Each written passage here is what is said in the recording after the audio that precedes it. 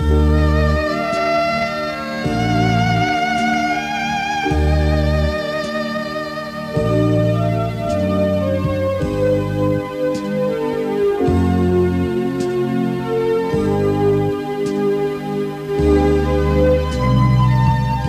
្សិលមិញជួបស្រីស្អែកថ្មីស្រណងអើយឆ្ងាយពីងពីរងឆ្ងាយឈ្មោះជីវ៉ា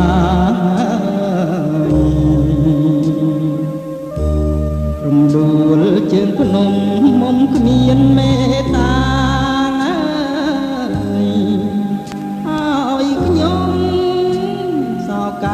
គ្មានថ្ងៃណាភ្លេចគេមិនស្នេហ៍ស្និទ្ធត្បិតខ្ញុំអត់ណែ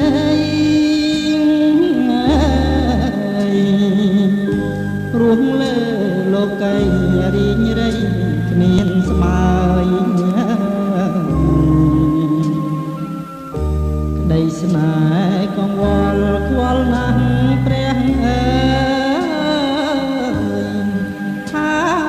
ខ្ញុំនេះហើយជាខ្នើយសំណល់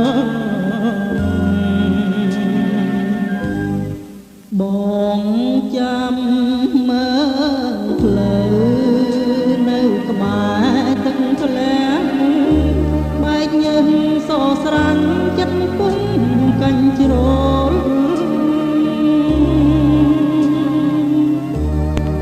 អូនបើបងមួយលលោកស្រែកបង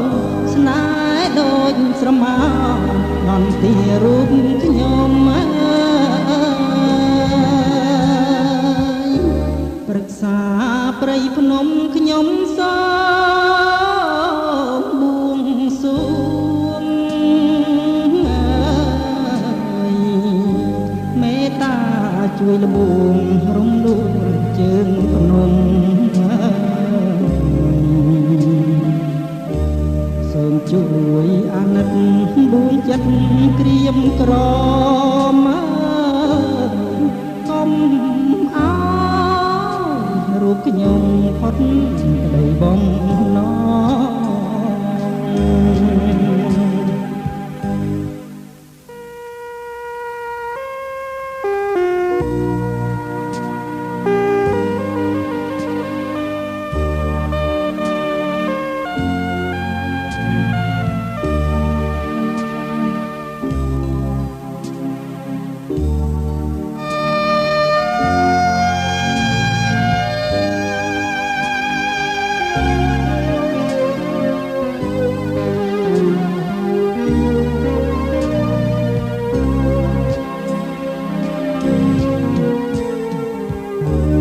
ប្រឹក្សាព្រៃភ្នំខ្ញុំសូមបួងសួងមេត្តាជួយលបួងរំដួលជើងភ្នំសូមជួយអាណិតដួងចិត្តក្រៀមក្រមកុំរូបខ្ញុំផុតក្តីបំណង